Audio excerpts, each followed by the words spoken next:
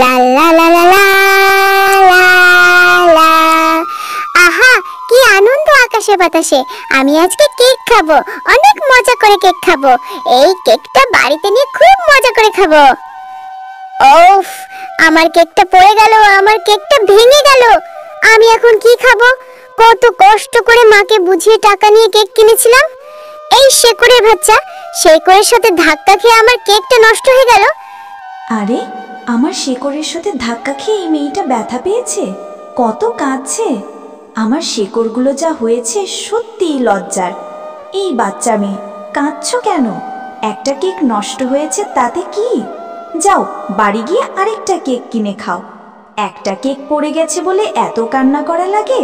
চুপ করো তুমি। তুমি কি করে বুঝবে আমি আবার টাকা কোথায় পাবো কেক কিনতে? তোমার এই দুষ্টু শেকড়ের ধাক্কা খেয়ে কেকটা নষ্ট হলো। আমরা গরিব, বড়লোক নই যে চাইলেই কেক কিনে খাবো। আমার মা মানুষের বাড়িতে কাজ করে, অনেক কষ্টে টাকা দিয়ে কেকটা কিনেছিলাম, সেটাও নষ্ট হয়ে গেল। সত্যি তো, তোমার কথা শুনে মনে হচ্ছে তোমরা অনেক কষ্টে আছো। আমি তোমাকে সাহায্য করব। আর কেঁদো না বাচ্চা মেয়ে। দেখো, আমার গাছের এই ফুলটা দেখছো তো? এই ফুলটা বাসায় নিয়ে গিয়ে রোপণ করো। আগামী কাল থেকেই তুমি যত খুশি তত কেক খেতে পারবে। মন খারাপ করো না, যাও এই ফুলটা নিয়ে যাও। গাছ, তুমি আবার কি বলছো? তোমার ফুল থেকে কি কেক হবে নাকি? তবু যেহেতু বলছো, আমি নিয়ে যাচ্ছি, রোপণ করে দেখি। যদি কেক হয় তাহলে মজা করেই খাবো। এরপর টুম্পা সেই ফুলটা নিয়ে বাড়িতে চলে গেল আর ঘরের উঠোনে রোপণ করতে শুরু করলো। টুম্পা, তুই কি করছিস? উঠোনে গর্ত করছিস কেন? এই ফুলটা কোথায় পেলি?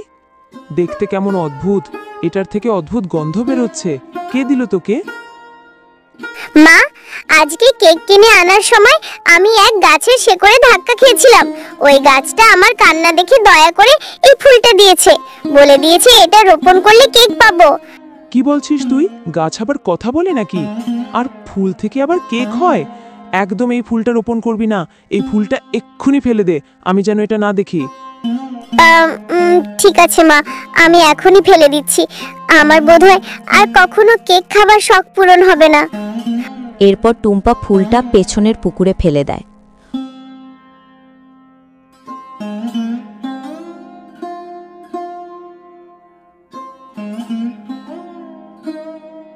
পরদিন সকালে টুম্পা চিৎকার করে মাকে ডাকতে থাকে। মা, মা, দেখো না, কালকে যে ফুলটা পুকুরে ফেলেছিলাম ওই জায়গায় একটা বিশাল কেকের গাছ হয়েছে। দেখো মা, এখন আমি অনেক কেক খেতে পারবো। খবরদার, ওই গাছে হাত দিবি না, আমি তোকে নিষেধ করেছি। ওই গাছের কেক খাওয়া যাবে না, এটা নিশ্চয়ই কোনো বিষাক্ত গাছ। তুই আমাকে ওই গাছটার কাছে নিয়ে চল, আমি নিজে কথা বলবো। ঠিক আছে মা, চলো আমি তোমাকে ওই গাছের কাছে নিয়ে যাই। এরপর টুম্পা তার মাকে নিয়ে গাছের কাছে যায়। গাছ, তুমি কে? তুমি নাকি কথা বলতে পারো? তুমি আমার মেয়েকে একটা ফুল দিয়েছিলে, ওই ফুল থেকে কেকের গাছ হয়েছে। এটা কি সম্ভব? তুমি কি আমাদের ক্ষতি করতে চাও? না না, আমি তোমাদের ক্ষতি করতে চাই না।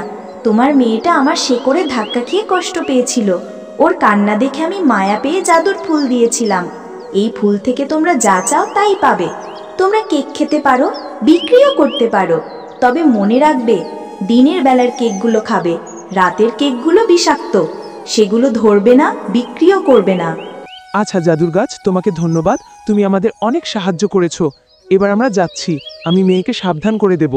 গাছ ও মা একে অপরের সঙ্গে কথা বলে। দিন কেটে যায়, টুম্পার তার মা কেকের গাছ থেকে কেক তুলে বিক্রি করে সুখে থাকে। আমি তো জানতাম এই গাছে একদিন কারো না কারো সাহায্য করবে। আমি এক সময় এই গাছের ফুল নষ্ট করেছিলাম, ও আমাকে অপমান করেছিল। আজ আমি ওর সব কেক খেয়ে ফেলবো, দেখি ও কাকে সাহায্য করে। এরপর শাকচুর নিয়ে আসে, গাছের কেক খায় এবং শাস্তি পায়। আমার জ্বালা জ্বলছে, মুখ দিয়ে রক্ত বের হচ্ছে, বাঁচাও, আমি মরছি, এই কেকগুলো দিচ্ছি না। শাকচুন্নি, আমি জানতাম তুই আসবি। তুই খুব খারাপ, কারো ভালো সহ্য করতে পারিস না, তাই আমি রাতের কেকগুলো বিষাক্ত করে রেখেছি। এবার তুই তোর শাস্তি পেলি। শেষে টুম্পার তার মা সুখে শান্তিতে বসবাস করে, আর জাদুর গাছ থাকে মানুষের মঙ্গলের আশীর্বাদ হয়ে। হ্যালো বন্ধুরা, গল্পটি যদি ভালো লেগে থাকে চ্যানেলটিকে সাবস্ক্রাইব করে দাও এবং পাশে থাকা বেল আইকনটিতে প্রেস করে দেও। আর প্রতি সপ্তাহে নতুন নতুন ভিডিও দেখার জন্য আমাদের পাশেই থেকো। ধন্যবাদ।